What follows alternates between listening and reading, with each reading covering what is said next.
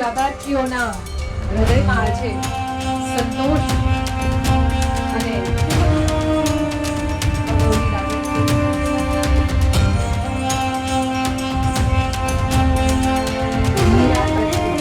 નાગરિકતા પ્રમાણપત્ર પ્રાપ્ત થઈ રહ્યું છે। गुजरात भर से कई जिलों से आए हुए शरणार्थी अब तक कहलाते थे। आज से भारत माता के परिवार में आप लोग शामिल हो जाएंगे। ऐसे मेरे प्यारे भाइयों और बहनों, आप सभी का स्वागत है। मित्रों, आज मेरे जैसे समाज जीवन के कार्यकर्ता के लिए एक बहुत भावुक क्षण है, क्योंकि ये सीए सिर्फ देश के लाखों लोगों को, देश में बस रहे लाखों लोगों को नागरिकता देने का कार्यक्रम नहीं है। सीए देश में बस रहे लाखों शरणार्थियों को न्याय देने का और अधिकार देने का कार्यक्रम। और पास्ट में भारत सरकार जो कांग्रेस पार्टी और इनके साथियों ने चलाई, इनकी तुष्टीकरण की नीति के कारण सन 47 से लेकर 2014 तक जो लोग देश की शरण में आए उनको अधिकार नहीं मिला, उनको न्याय नहीं मिला। उनकी प्रताड़ना पड़ोसी देशों में तो हुई, क्योंकि वो हिंदू थे, जैन थे, बौद्ध थे, सिख थे, मगर उनकी प्रताड़ना अपने देश में भी हुई, यहां पर भी हुई। लाखों करोड़ों लोग 3-3 पीढ़ियां हो गई न्याय के लिए तरसते रहे, मगर एक इंडी अलायंस की तुष्टीकरण की नीति ने इस शरणार्थियों को न्याय नहीं दिया। और भारतीय जनता पार्टी के नेता नरेंद्र मोदी जी ने इनको न्याय देने का। मैं आज सीए के बारे में थोड़ा डिटेल बताना चाहता हूं कि सीए क्यों लाना पड़ा। किसी भी देश का विभाजन धर्म के आधार पर नहीं होना चाहिए, मगर भारत का विभाजन आजादी लेते वक्त धर्म के आधार पर किया गया।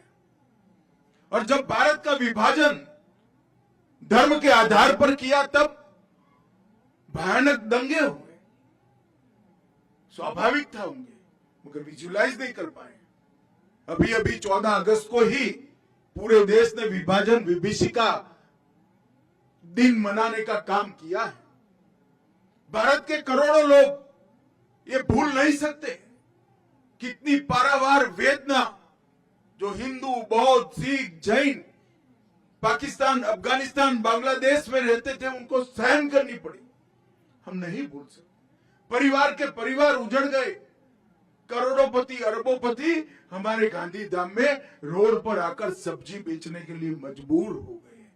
इससे ज्यादा अत्याचार पूरे दुनिया में कहीं नहीं।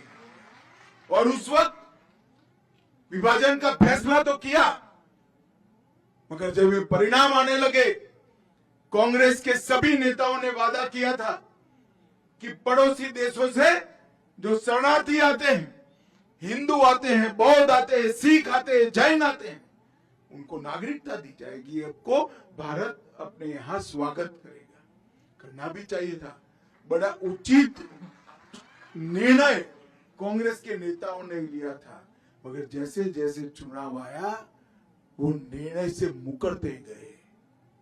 सन 47 में किया हुआ वादा, 48 में किया हुआ वादा, 50 में किया हुआ वादा, जवाहरलाल नेहरू ने किया हुआ वादा, महात्मा गांधी का आह्वान, वो सब भुला दिया गया। क्यों? क्योंकि उनको लगा कि इनको नागरिकता देंगे तो हमारी वोट बैंक नाराज हो जाएगी, और तुष्टीकरण के कारण ये लाखों करोड़ों लोगों को नागरिकता से वंचित रहना। इससे बड़ा कोई पाप नहीं हो सकता, इससे बड़ा कोई पाप नहीं। वो वहां से भाग कर आए, प्रताड़ना झेल कर आए, अपना परिवार कई लोगों ने गंवाया, कई माताओं बहनों के साथ अत्याचार किए गए, करोड़ों की संपत्ति छोड़कर आए और यहां आए, यहां उनको नागरिकता भी नहीं दी।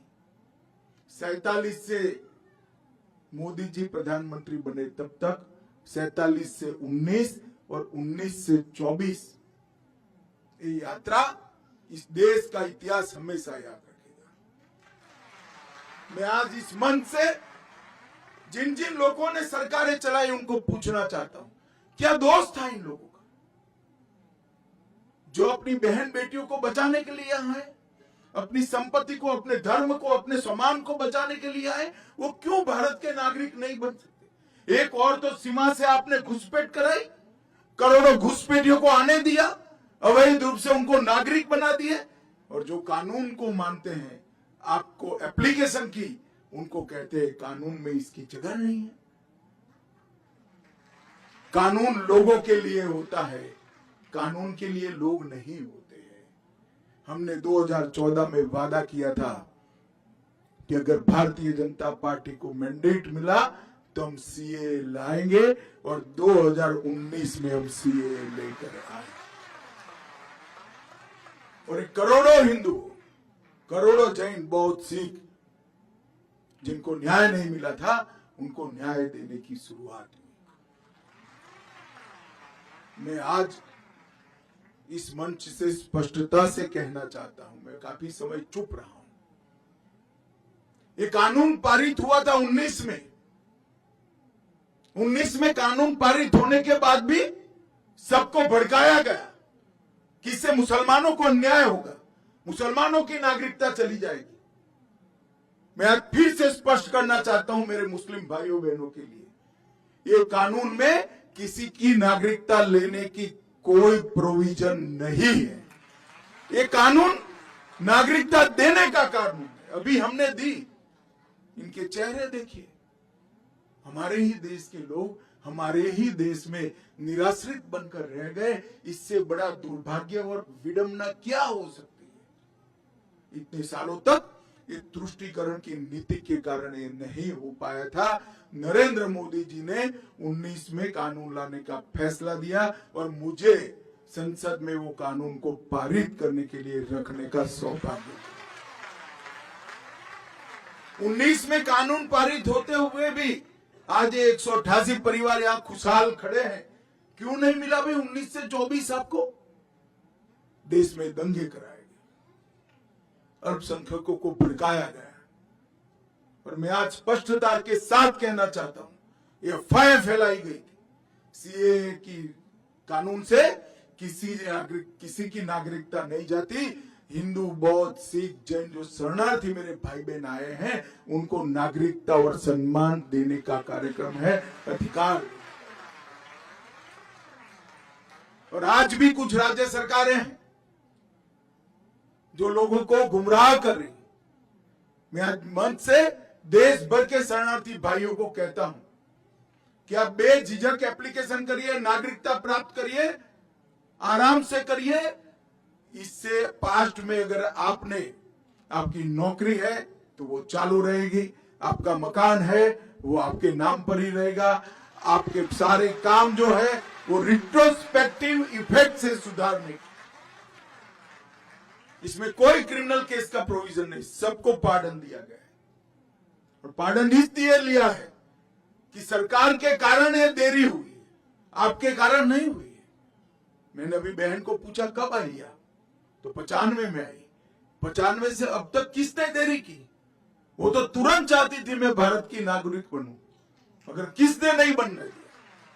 सरकार ने कहा। इसीलिए सिटीजनशिप अमेंडमेंट एक्ट लाना पड़ा। और आज मुझे बड़ा दिल में बहुत संतोष है कि मेरे ही राज्य में आज 188 परिवार मां भारती के परिवार बनकर, हमारे भाई बहन बनकर, हमारे साथ सम्मान के साथ। और मैं आज अपील करना चाहता हूं देश भर के शरणार्थी भाइयों बहनों को, कोई भी गुमराह करे, कोई भी पार्टी करे, मैं पार्टियों का नाम नहीं लेना चाहता, मगर आप मत मानिएगा। ये कानून आपको न्याय देने के लिए है, आपके साथ जो अत्याचार हुए हैं इसकी क्षमा के साथ परिमार्जन के लिए आपको सम्मान देने का कानून। जो विभाजन की विभीषिका को झेले हैं और बाद में भी जो वहां रहे, आज हमें पूछते थे संसद में मुझे विपक्ष के मित्र, क्यों ये कानून, क्यों ऐसा?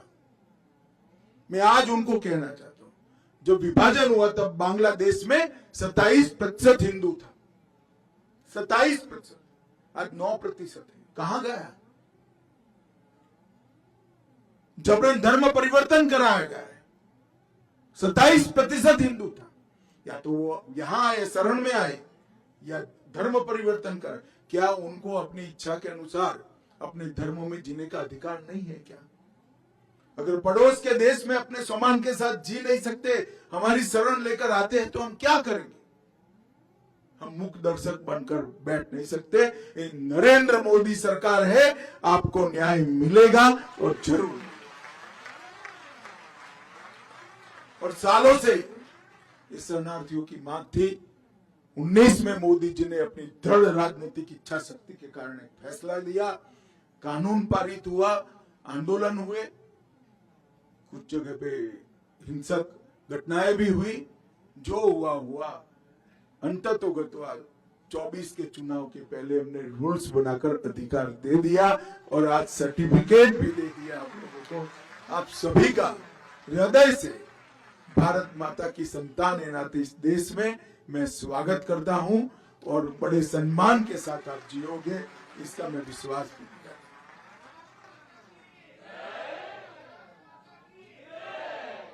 मित्रों, नरेंद्र मोदी जी जब भारतीय जनता पार्टी ने उनको देश के प्रधानमंत्री पद के उम्मीदवार के रूप में नामित किया, तब मोदी जी ने इस देश की जनता को कहा था कि इस देश का लोकतंत्र परिवारवाद से पीड़ित है, जातिवाद से पीड़ित है, तुष्टीकरण से पीड़ित है और भ्रष्टाचार से पीड़ित है। ये चारों नासुरों को नरेंद्र मोदी जी ने 10 साल में उखाड़ने के लिए अथक प्रयास किया। परिवारवाद के खिलाफ 15 अगस्त को उन्होंने घोषणा की, अपील की है। कैसे 1 लाख युवा राजनीति में जुड़े जिनके परिवार में से कोई राजनीति में नहीं, कोई राजनीति, ये अपील की है। और परिवारवादी पार्टियों को घोर पराजय भी देश की जनता ने घोर पराजय दिखाया है। भ्रष्टाचार के खिलाफ भी जंग किया, जातिवाद के खिलाफ भी किया। उन्होंने जातिवाद के नासूर को समाप्त करने के लिए 4 जातियां घोषित की, एक गरीब, एक महिला, एक युवा और एक किसान। ये 4 जातियों में ही पूरा देश बटा हुआ है और ये 4 जातियों को ही एक नए प्रकार की राजनीतिक फिलसफी उन्होंने देश के सामने रखी और उन्होंने तुष्टीकरण की राजनीति को भी तिलांजलि दे दी। इस देश के कई मसले ऐसे अटके पड़े थे। राम मंदिर का मसला अटका था 550 साल से, आज भव्य राम मंदिर अयोध्या में बनाने का काम पूरा है। औरंगजेब ने तोड़ा हुआ काशी विश्वनाथ का मंदिर फिर से बन गया। मोहम्मद बेगड़ा ने तोड़ा हुआ हमारा पावागढ़ के शक्तिपीठ का भी पुनरुद्धार। इस देश में ट्रिपल तलाक को समाप्त करने का काम भी नरेंद्र मोदी जी ने किया। आतंक की फैक्ट्री जिस सोच के कारण जन्मी थी, जिस सोच के कारण चलती थी, वो सोच को पोषण करने वाला धारा 370 नरेंद्र मोदी जी ने नाबूद कर दिया और करोड़ों हिंदू, सिख, बौद्ध, जैन भाइयों को जो अन्याय करने वाला, उनका अधिकार से वंचित रखने वाला कानून का संशोधन अटका था, उस सीएए का संशोधन भी नरेंद्र मोदी जी ने लाकर देश के अंदर एक न्याय का वादा। मैं अंत में फिर से एक बार देश भर के शरणार्थी भाइयों बहनों को अपील करना चाहता हूं। ये इंडिया अलायंस है, कांग्रेस और उनके साथी गुमराह करेंगे, मत डरना। मैं देश के गृह मंत्री के नाते कहता हूं, आप एप्लीकेशन कर दो, आपको न्याय मिलेगा, कोई कोर्ट केस नहीं। और ये तो उदाहरण है, 188 परिवार, कोई कोर्ट केस नहीं हुआ, नागरिक भी बन गए, उनके बच्चे एमएलए भी बनेंगे, सांसद भी बनेंगे, आईएएस भी।